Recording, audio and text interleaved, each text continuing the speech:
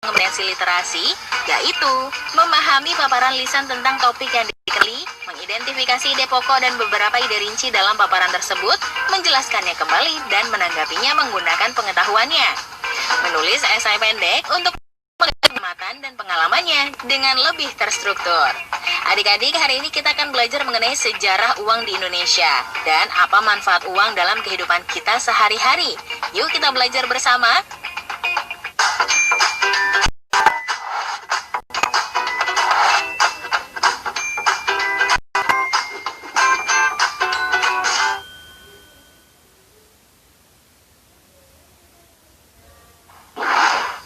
Kenapa ya harus membeli dengan uang? Kenapa kita tidak bisa menukarkan apa yang kita miliki dengan barangkali? Tahu nggak sih teman-teman, sistem pembayaran yang dilakukan orang-orang mengalami perubahan dari zaman dahulu sebelum Masehi.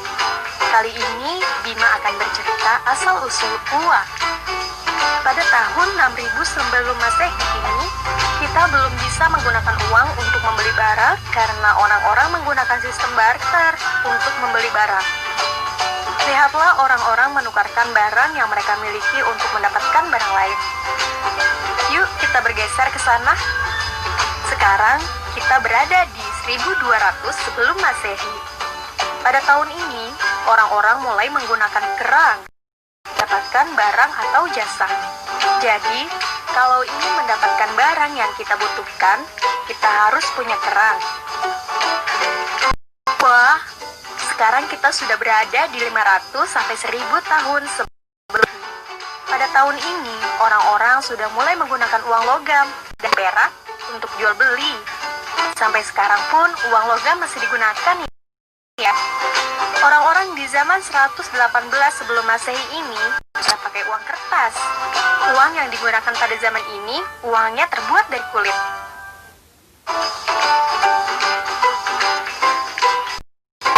Akhirnya di zaman ini kita menggunakan uang logam dan uang kertas. Sekarang, uang logam dan uang kertas yang ada di Indonesia diterbitkan oleh bank. Jadi, kita ingin membeli sesuatu, haruslah kita punya uang ya teman-teman. Uang yang kita dapatkan sekarang ternyata panjang ya. Karena itu, kita harus bersyukur dengan uang yang kita miliki dan dijaga baik-baik.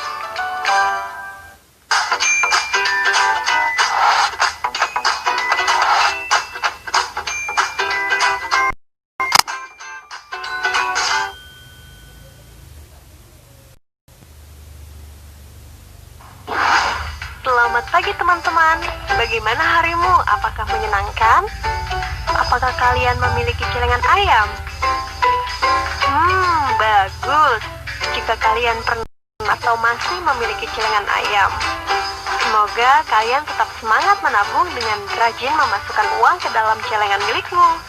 Tapi, apakah teman-teman tahu perbedaan celengan ayam milikmu dengan bank?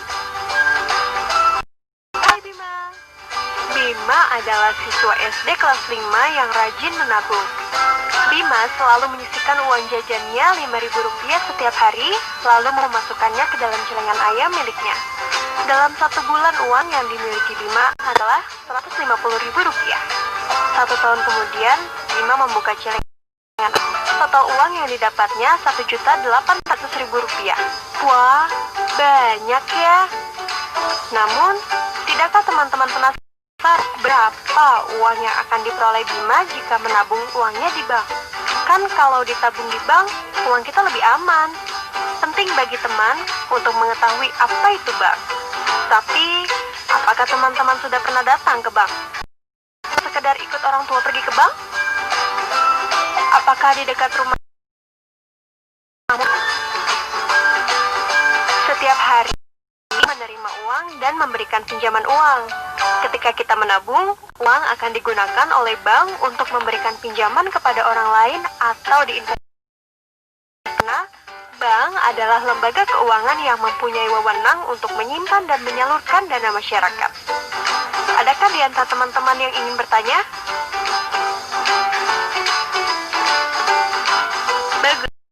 Cerita di atas merupakan salah satu fungsi bank.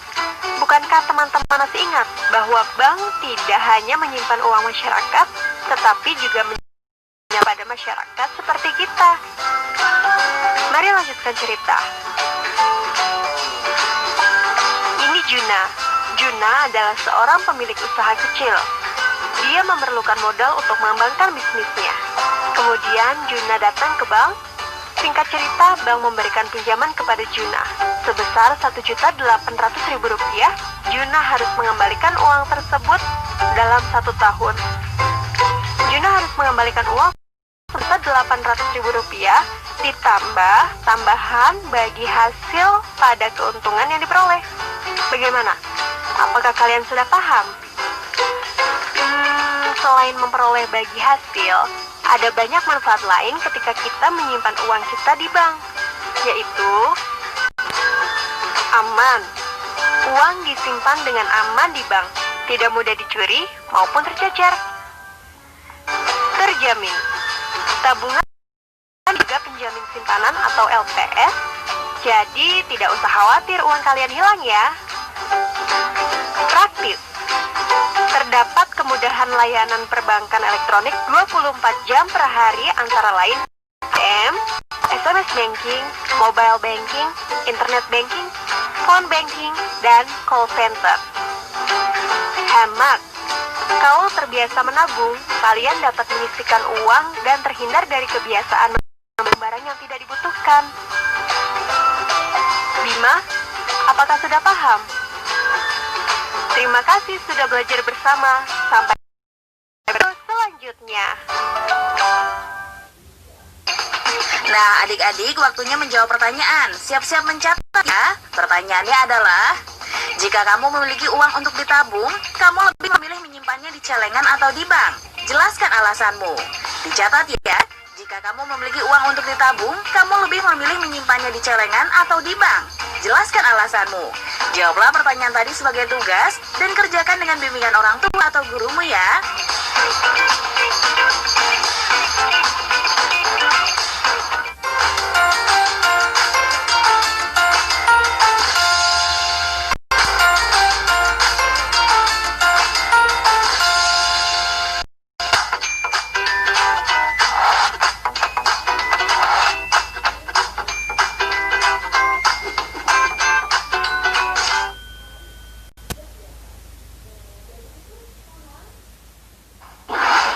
Teman-teman, hari ini kita akan main ke rumah Bima. Lusa sekolah sudah mulai masuk, libur panjang telah berakhir. Kira-kira Bima sedang apa ya? Bima, apa yang sedang kamu lakukan? Ternyata Bima rajin menabung. Bima, uang tabunganmu akan kamu gunakan untuk membeli apa? Sebuah PSP. Bima, besok lusa sekolah sudah mulai masuk. Apakah peralatan sekolahmu sudah siap? Mari kita cek. Sepatu, tas, pensil, buku tulis. Bima, itu buku gambar, bukan buku tulis. Bima, sepertinya kamu bukan buku tulis dan tidak membutuhkan PSP. Teman-teman tahu kan apa itu kebutuhan? Kebutuhan adalah segala sesuatu yang diperlukan oleh manusia agar dapat menjaga kelangsungan hidup dan hidup layak. Contohnya, makanan, minuman, pakaian, alat tulis sekolah.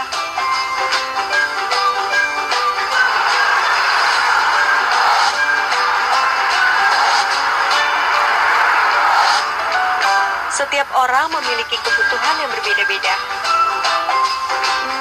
Selain kebutuhan, manusia juga memiliki keinginan.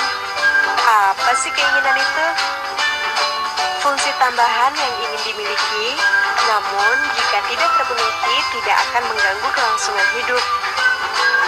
Bima, apa yang kamu inginkan? Mobil, PSP, kue, mobil rem. Kamu mungkin menginginkan semua mainan tersebut, tapi kebutuhanmu, kamu masih masih tetap bisa bertahan hidup tanpa mobil-mobilan, PSP, kue, dan mobil remote. Terkadang, manusia memang memiliki banyak keinginan, namun kita memiliki uang yang terbatas. Jadi, tidak semua keinginan bisa terpenuhi. Jadi, saya utamakan dulu memenuhi kebutuhan. Sebaiknya uang hasil tabungan tersebut digunakan untuk membeli buku, karena buku merupakan kebutuhan Bima saat ini. Bima, kamu tidak bisa mengikuti kegiatan belajar di sekolah jika tidak memiliki buku. Sedangkan PSP adalah keinginanmu. Saat ini, kamu tetap bisa melanjutkan meskipun tidak memiliki PSP. Di kemudian hari, jika kebutuhanmu sudah terpenuhi dan uang yang kamu miliki cukup, maka boleh-boleh saja kalau Bima membeli keinginanmu atas izin dari orang tua juga ya.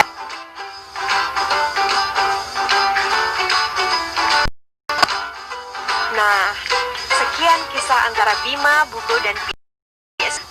Teman-teman juga sudah paham kan mana yang kebutuhan dan keinginan? Terima kasih. Sampai berjumpa dengan Bima di video selanjutnya. Nah, adik-adik, waktunya menjawab pertanyaan. Siap-siap mencatat ya. Pertanyaannya adalah, jelaskan cara membedakan keinginan. Lalu, apa yang harus dilakukan agar keinginan kita tetap terkontrol dengan baik? Dicatat ya, jelaskan cara membedakan kebutuhan dan keinginan. Lalu, apa yang harus dilakukan agar keinginan kita tetap terkontrol dengan baik? Jawablah pertanyaan tadi sebagai tugas dan kerjakan dengan bimbingan orang tua atau gurumu ya.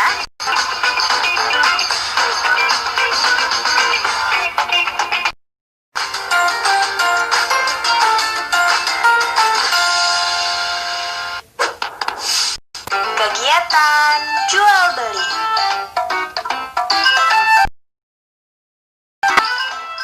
Teman-teman semua, tahukah kamu apa itu jual beli?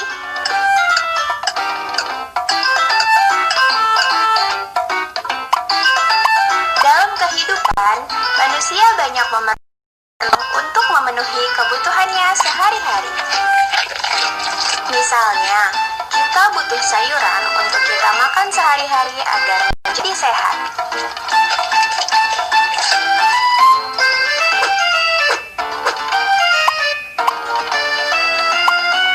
Sebenarnya, kita dapat menanam sayuran sendiri untuk kita makan. Namun, semua orang dapat melakukannya. Hal itu karena ada orang yang mempunyai lahan, ada juga orang yang tidak mempunyai lahan. Nah, terus juga karena orang sibuk bekerja sehingga tidak dapat menanam sayuran.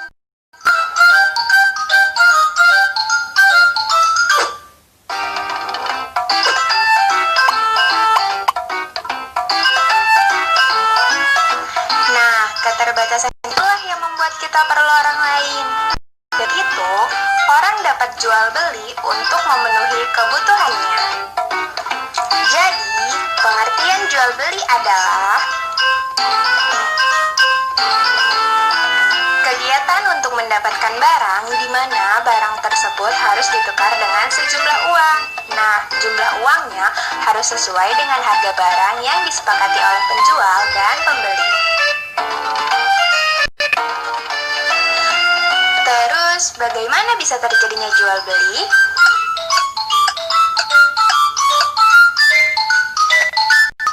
Jual beli dapat terjadi apabila empat syarat-syarat jual beli, yaitu sebagai berikut.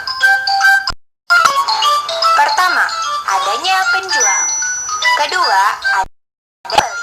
Ketiga, ada barang yang dijual. Dan keempat, adanya uang. Lalu, di mana saja melakukan jual beli? Kita dapat melakukan jual beli di lingkungan rumah. Nah, tempat jual beli yang ada di sekitar rumah kita yang dapat kita jumpai adalah pasar, swalayan, toko, dan warung. Yuk, kita bahas satu persatu.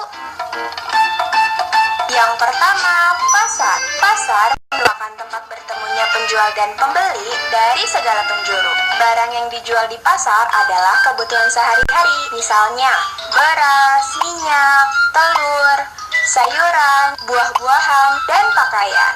Pasar ada dua jenis, pasar tradisional dan pasar modern. Yang kedua, swalayan. Swalayan dekat rumah biasanya kita kenal dengan minimarket.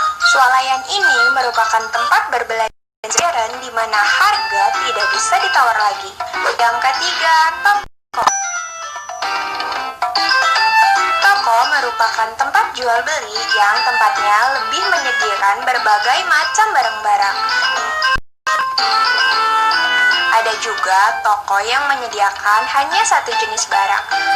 Misalnya, toko alat-alat listrik, toko alat-alat tulis, toko kue, dan toko pakaian. Dan yang terakhir adalah warung. Nah, kalau warung merupakan tempat jual beli yang paling dekat dengan rumah kita. Di warung biasanya tersedia barang kebutuhan sehari-hari, misal seperti beras, terigu, minyak, dan sayuran. Nah, di warung juga tersedia jajanan, ada jajanan makanan, minuman, dan lain-lain. Selanjutnya, kita akan lihat satu contoh kegiatan jual beli di lingkungan rumah, yaitu di warung. Ibu Santi sedang mencuci piring, akan tetapi sabunnya habis. Lalu, Ibu Santi menyuruh Santi untuk membeli sabun. Santi segera membeli sabun. Ia membelinya di warung yang di dekat rumahnya. Ternyata warung itu memudahkan Santi tentang kebutuhan. Oke teman-teman semua, jadi seperti itulah jual beli, yaitu merupakan kegiatan untuk mendapatkan barang. Syarat terjadinya jual beli yaitu adanya penjual, pembeli, barang yang dijual, dan uang. Kita bisa melakukan kegiatan jual beli di rumah. Terima kasih teman-teman telah menonton video ini. Sampai jumpa. Nah, adik-adik waktunya menjawab pertanyaan. Siap-siap mencatat ya. Pertanyaannya adalah, saat ini kita berada di era digital. Proses jual beli dapat dilakukan tanpa harus tatap muka antara penjual dan pembeli. Bagaimana pendapatmu tentang jual beli online? Kelebihan dan kekurangannya. Dicatat ya, saat ini kita berada di era digital. Proses jual beli dapat dilakukan tanpa harus bertatap muka antara penjual dan pembeli. Bagaimana pendapatmu tentang jual beli online? Apa saja kelebihan dan kekurangannya? Jawablah pertanyaan tadi sebagai tugas dan kerjakan dengan bimbingan orang tua atau gurumu ya.